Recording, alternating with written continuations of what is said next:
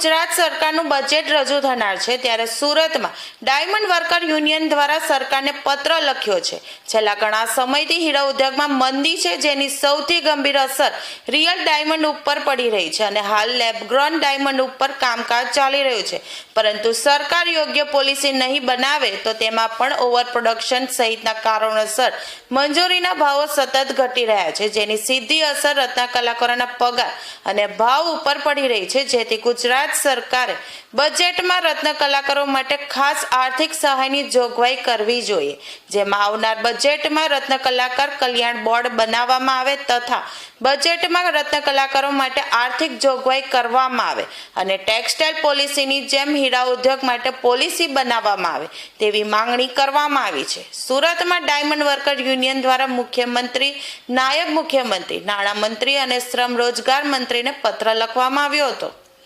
હીરા ઉદ્યોગમાં છેલ્લા ઘણા સમયથી મંદીનો માહોલ છે।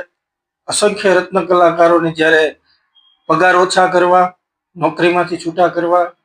અને નોકરીમાંથી છૂટા કરવાના કારણે બેરોજગાર રત્ન કલાકારો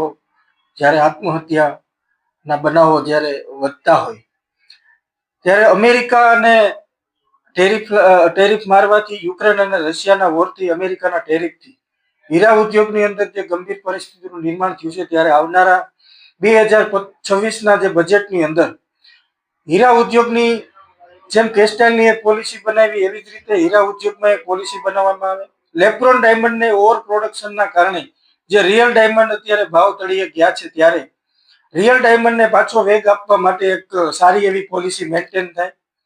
ત્યારબાદ રત્ન કલાકારો માટે, એના બાળકોના ભવિષ્ય માટે અને એના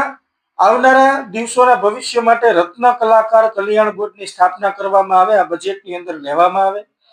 આ જ બાબતે અમે ગુજરાતના મુખ્યમંત્રી સાહેબ, ગુજરાતના નાણામંત્રી સાહેબ અને ગુજરાતના શ્રમ અને રોજગાર મંત્રીને આ બાબતે લેટર લખ્યો છે કે આવનારા 2026ના જે બજેટની અંદર રત્ન કલાકાર કલ્યાણ બોર્ડ જેવી રીતે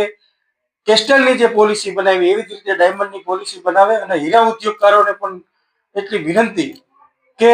લેબ્રોન ડાયમંડની સારી એવી પોલિસી બનાવી જેથી કરી આપણે રિયલ ડાયમંડનો વેગ